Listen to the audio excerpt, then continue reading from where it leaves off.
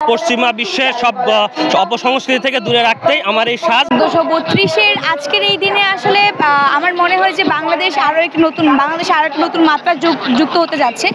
আপনারা দেখতে পাচ্ছেন যে আমাদের এই মঙ্গল শোভাযাত্রার নাম পরিবর্তন হয়ে বর্ষবরণের আনন্দ শোভাযাত্রার নাম হয়েছে এবং প্রত্যেকটা মানুষ খুবই স্বতঃস্ফূর্তভাবে নিজের উদ্যোগে এখানে এসে আনন্দ শোভাযাত্রাটি উদযাপন করার জন্য আসছে এবং এই যে আনন্দ শোভাযাত্রা সেটিকে উদযাপন করার জন্য কিন্তু ভিন্ন মাত্রা এবার যুক্ত হয়েছে। আপনারা দেখেছেন যে 2 দিন আগেই মাত্র 13 তারিখের আগে 12 তারিখে আমরা ভোরবেলা খবর পাই যে শেখ হাসিনা যে প্রতিকৃতিটি বানানো হয়েছে সেটি পুড়িয়ে ফেলা হয়েছে।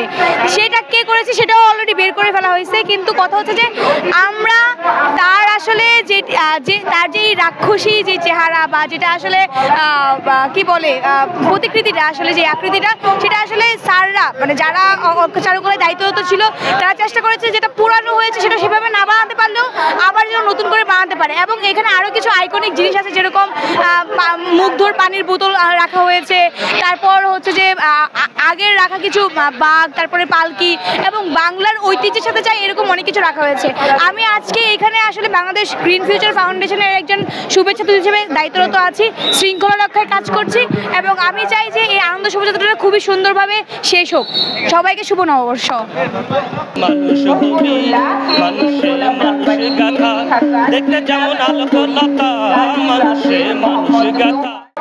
সবাইকে শুভ নববর্ষ।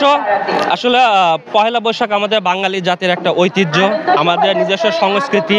আর আমার এই সাজটা আসলে মূলত আমাদের যে নিজস্ব সংস্কৃতি, নিজস্ব সত্তা, আমাদের জাতি বর্ণ জাত সব নির্বিশেষে যে আমরা সবাই বাঙালি, সে বাঙালিকে পরিচয় করিয়ে দেওয়ার জন্য পশ্চিমা বিশ্বের সব অপসংস্কৃতি থেকে দূরে রাখতেই আমার এই সাজ এবং পয়লা বৈশাখের মাহাত্ম্য এটাই।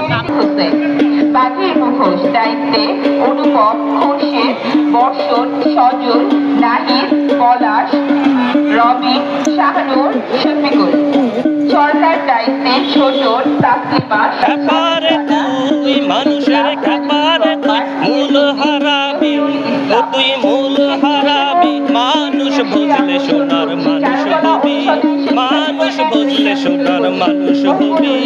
মানুষের মানুষ গাথা দেখতে যেমন আলোকলতা, মানুষের মানুষ গাথা দেখতে যেমন আলোকলতা, জেনে শুনে মোরা মাথা যাতে চর্বি, ও তুই যাতে চর্বি, মানুষ বুঝলে সোনার মানুষ হবি, মানুষ বুঝলে সোনার মানুষ হবি।